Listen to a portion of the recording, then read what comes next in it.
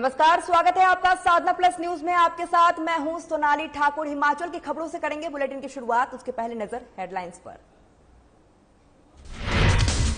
CM Thakur का Dodra quad द्वारा corona vaccination की टीम को ले गए अपने साथ। कोरोना पर लगातार जंग जारी। शिमला में सीएम ने की परियोजनाओं की शुरुआत, साथ ही सभी परियोजनाओं की रखी नींव। पिछड़े वर्ग के लोगों के हित में कई बात। ई गवर्नमेंट के तहत परिवहन विभाग दे रहे ऑनलाइन सेवा। ड्राइविंग स्कूलों को करेंगे एनकरेज, सड़क सुरक्षा पर चलाएंगे विशेष अभियान। शिमला में मरीजों को मिलेगी बेहतर सुविधा। आईजीएमसी में मरीजों के लिए खुली नई लेबोरेटरी। मरीजों को घंटों तक लाइन में खड़े होकर नहीं करना पड़ेगा इंतजार। और प्रदेश में बारिश ने बरपाया कहर। बारिश से जनजीवन हुआ अस्त व्यस्त। मुख्य और संपर्क मार्ग हुए बाधित। मुख्यमंत्री जयराम ठाकुर डोडरा क्वाड के अपने दौरे पर कोरोना वैक्सीन के साथ लेकर पहुंचे हैं। दरअसल हिमाचल में दूर दराज इलाके में डोडरा क्वाड भी शामिल है। ऐसे में मुख्यमंत्री इस कठिन भौगोलिक इलाके में जब अपने दौरे पर गए तो वो अपने साथ वैक्सीनेशन और टीका लगवाने की टीम भी साथ लेकर गए। राज्य में टीकाकरण को लेकर पहले ही राज्य सरकार के बेहतरीन काम तारीफ खुद प्रधानमंत्री कर चुके हैं और ऐसे में इस तरह की पहल को लोगों ने भी सराहनीय बताया है। डोडरा क्वाड से कल जाना हुआ और मुझे जानकारी मिली कि वहां सेकंड डोज का भी उन्होंने जो है वो प्रोसेस वैक्सीन का शुरू कर दिया है, लेकिन यहां से वहां तक पहुंचाने के लिए कठिनाई आती है। वो अपने कहा कि हम ही ले चलते हैं और हमने हेलीकॉप्टर में वो वैक्सीन भी ले गए और जो सीएमओ थे वो भी साथ में गए क्योंकि उनकी ड्यूटी थी, उनको हैंड ओवर करना था उनको, तो इसलिए सारे प्रोसेस को किया। और मुझे इस बात की खुशी है कि वहाँ डोडरा क्वाड में लोग जो है वैक्सीनेशन के लिए बहुत प्रोत्साहित होकर के जो है आगे बढ़ करके सहयोग दे रहे हैं। मैंने भी कल अपील की है और लोगों ने कहा कि हम सेकेंड डोज जल्दी जिस तरह टाइम होगा, जो टाइम शेड्यूल उनके लिए मुकर्रर किया गया है उसके लिए वो तैयार है। सर, प्रदेश में जो लक्ष्य तय किया गया है उसको हम अचीव कर पाएंगे? निश्चित रूप से मुझे पूरा भरोसा है कि अगर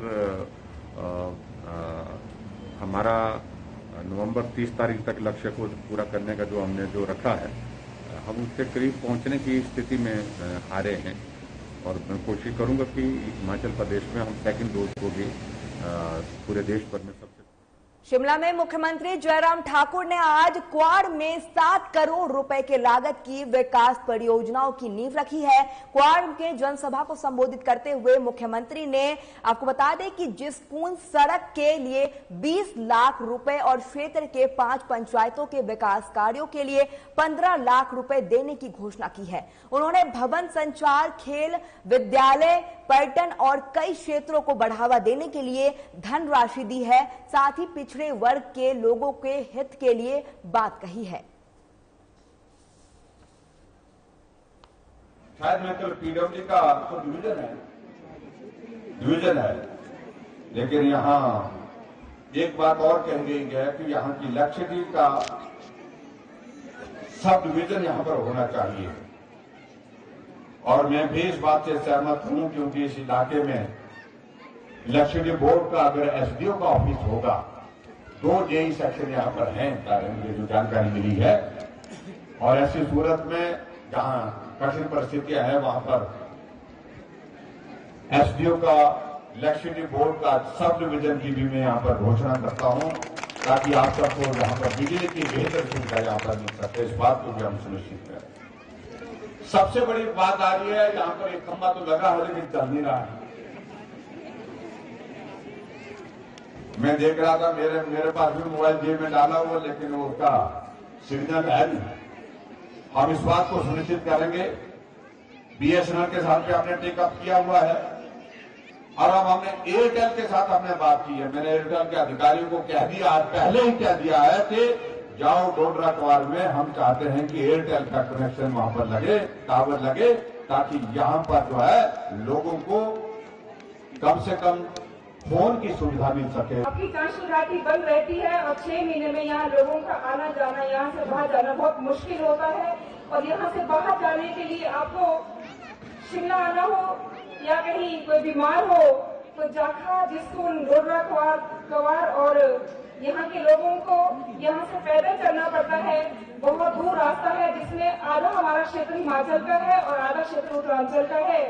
और जब यहाँ 17 का इलेक्शन हुआ था, आदरणीय त्रिवेंद्र रावत उस समय सीएम थे उत्तराखंड के, उन्होंने भी यहाँ हमको आश्वासन दिया था कि जो हमारा उत्तराखंड का एरिया है उसको यहाँ से हम जोड़ेंगे और वो कार्य अभी चला दी है। उसमें पैसों का प्रावधान भी हुआ है, लेकिन जो ये एरिया है सेंचुरी वाइल्ड सेंचुरी का है उसमें थोड़ी दिक्कत है।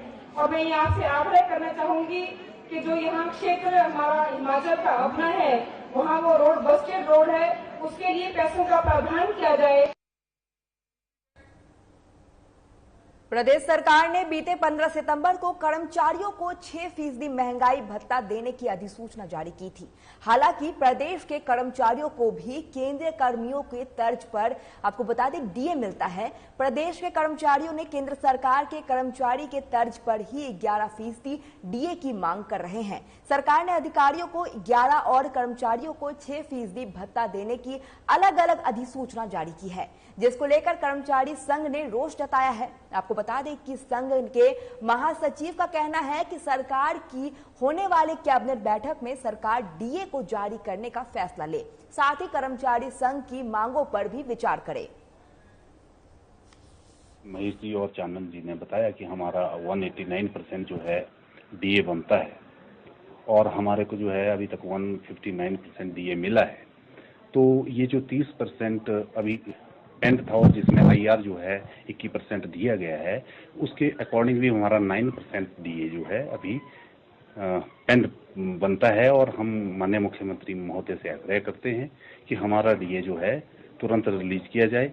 और इसके साथ साथ हमें कोई द्वेष भावना नहीं है कि किसको कितना % डीए दिया है, कि ऑफिसर को कितना दिया है, क्योंकि वो सेंटर का स्केल फॉलो करते हैं, तो वो उनका हक है। पर हमारा हक जो है वो हमें दिया जाए, यही हमारी विनती है। और हम एग्री करते हैं कि इसको कल आपके कैबिनेट की मीटिंग है, इसमें रिलीज किया जाए, या तो निकट भविष्य में जेसीसी की मीटिंग तुरंत बुलाई जाए और उसमें रिलीज किया जाए। शिमला में सेवा सप्ताह के आखिरी दिन बचत भवन जिला के वरिष्ठ नागरिकों के साथ प्रज्ञता दिवस के रूप में, आपको बता दें, बड़े हर्षोल्लास के साथ ये दिवस मनाया गया है, जिसकी अध्यक्षता अतिरिक्त उपायुक्त किरण भरना ने की है। इस दौरान अतिरिक्त उपायुक्त ने बताया है कि सेवा सप्ताह को पूरे जिले में बड़े हर्षोल्लास के साथ मनाने के हर संभव प्रयास किए गए हैं, जिससे वरिष्ठ नागरिकों के चेहरे पर रौनक लाई जा सके। उन्होंने यह भी कहा है कि देश और प्रदेश के आगे ले जाने में सभी बुजुर्गों का अहम योगदान रहता है। आपको बता दें कि सेवा सप्ताह का आयोजन 17 सितंबर से 23 सितंबर तक किया गया है। उन्होंने बताया है कि सेवा सप्ताह के दौरान लगभग 13,000 से ज्यादा वरिष्ठ नागरिकों का हाल चाल जानकर उन्हें सम्मान दिया गया। देश ही नहीं, पूरे देश भर में सेवा सप्ताह मनाया जा रहा है। उसी के संदर्भ में हमने शिमला जिले में भी पूरे उल्लास और हर्ष से इसको बनाने की पूरे प्रयास करे हैं। वेलफेयर डिपार्टमेंट और सभी हमारे सब डिवीजन मैजिस्ट्रेट्स, बीडीओ सभी इसमें लगे हुए हैं कि ये सेवा सप्ताह को ज़्यादा से ज़्यादा लोगों तक पहुंचाया जाए और उनको बताया जाए कि इसकी कितनी इम्पोर्टेंस है। और इसी से हम उम्मीद करते हैं कि आजकल जो हमारी ज़िंदगी काफ़ी ही व्यस्त हो गई है और लोगों के लिए हमारे पास समय नहीं है, तो हम उनके लिए समय निकालें और उनको धन्यवाद करें कि उन्होंने अपने समय में देश को आगे बढ़ाया, हमारी स्टेट को आगे बढ़ाया, हमें आगे बढ़ाया। तो इसी के साथ मैं उम्मीद रखूंगी कि ये खाली एक हफ्ते का प्रोग्राम ना रहे, इसे हम अपनी डे टू डे लाइफ में अपनाएं।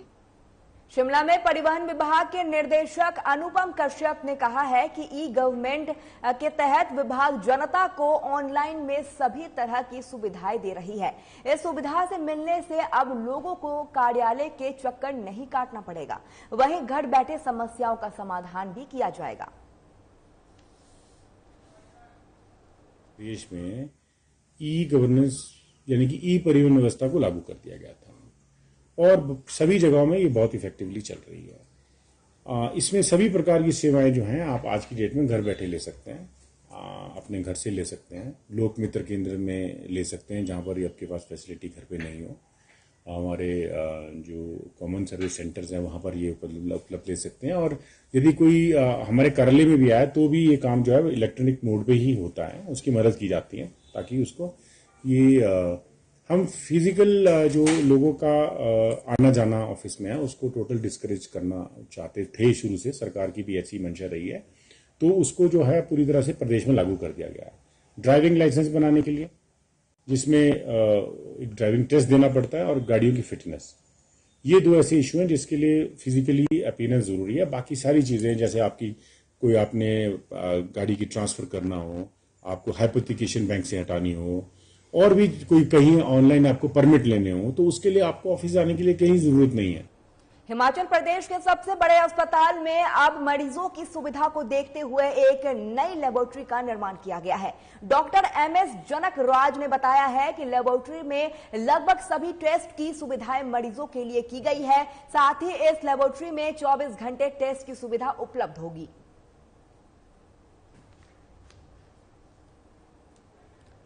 कई वर्षों से प्रयासरत रहा। अभी कुछ समय पहले उस लैब को हम लोगों ने सुचारू रूप से उसका क्रियान्वयन माननीय मुख्यमंत्री जी के द्वारा उसका उद्घाटन के उपरांत उसको शुरू किया गया। और उस वक्त एक हम लोगों ने एक कमिटमेंट कह लें या एक कुछ बात कह लें जो मीडिया के समक्ष कही थी कि आने वाले समय में इस लैब को हम नो रिटर्न लैब बनाएंगे।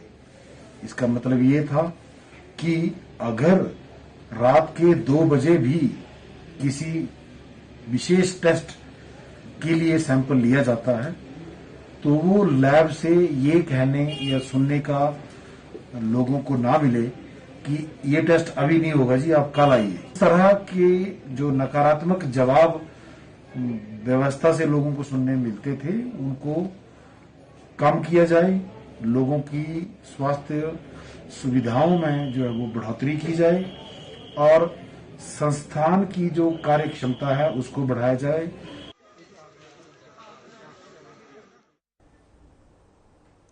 पिछले रात से लगातार हो रही बारिश से नोराधार क्षेत्र में बारिश ने तबाही मचा दी है, जिससे ज्यादातर सड़कें बाधित हो रही है। वहीं कई घरों और स्कूलों में पानी घुस गया है। आपको बता दें कि लाना चेता पंचायत में बड़ाली में मलबा आने से स्कूल में पानी घुस गया है। वहीं एक गाड़ी भी मलबे में बह गई है। वहीं मलबे में बहने के खतरे की स्थिति पैदा हो गई। लगातार हो रही बारिश से किसानों की फसलें भी बर्बाद हो गई है। किसानों के खेत खलियान ढह गए हैं, जिससे किसानों को लाखों का नुकसान हो गया है। उधर नोहराधार क्षेत्र के ज्यादातर मुख्य और संपर्क मार्ग बाधित हो गए हैं।